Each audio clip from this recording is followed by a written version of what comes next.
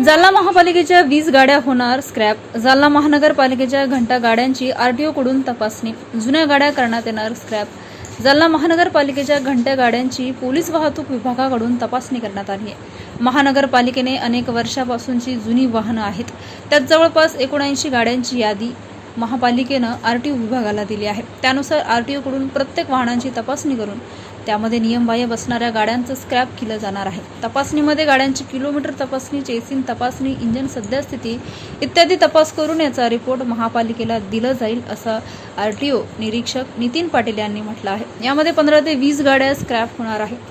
यावेळी आरटीओ निरीक्षक नितीन पाटील, सहाय्यक आरटीओ अभिजित बावस्कर, चालक आसाराम घुगे इत्यादीच्या वतीने घंटागाड्याची तपासणी सुरू आहे। आज रोजी 40 गाड्यांची तपासणी पूर्ण झाली असून पूर्ण गाड्या तपासणी झाल्यानंतर नेमका किती गाड्या चांगल्या स्थितीमध्ये आहेत आणि किती गाड्या स्क्रॅप होतील हे तपासणीअंती कळून येईल असल्याची माहिती आरटीओ निरीक्षक नितीन पाटील यांनी दिली।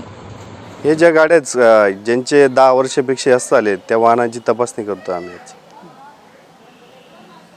त्यांचे किती किलोमीटर झाले, त्यांचे चेजिस नंबर वगैरे सगळं व्हेरीफाय करून आम्ही महानगरपालिकेला रिपोर्ट देणार आहोत। तो स्क्रॅप करण्यात येणार आहे जुन्या गाड्या? स्क्रॅप जे क्रायटेरियात बसतील त्या स्क्रॅप करण्यात येतील। किती गाड्या आहे सर?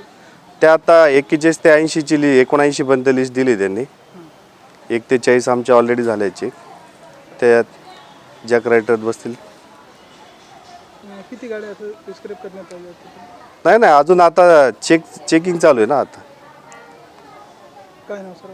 नितीन पाटील, मोटर वाहन निरीक्षक, उपप्रादेशिक परिवहन अधिकारी कार्यालय, जालना।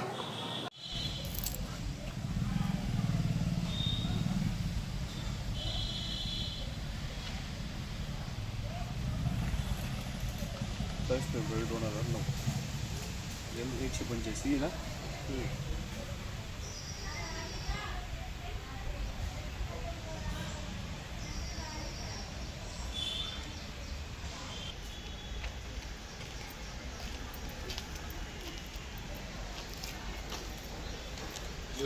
झिरो 17 145 64 नंबर पूर्ण वाचले। 44 50 51 4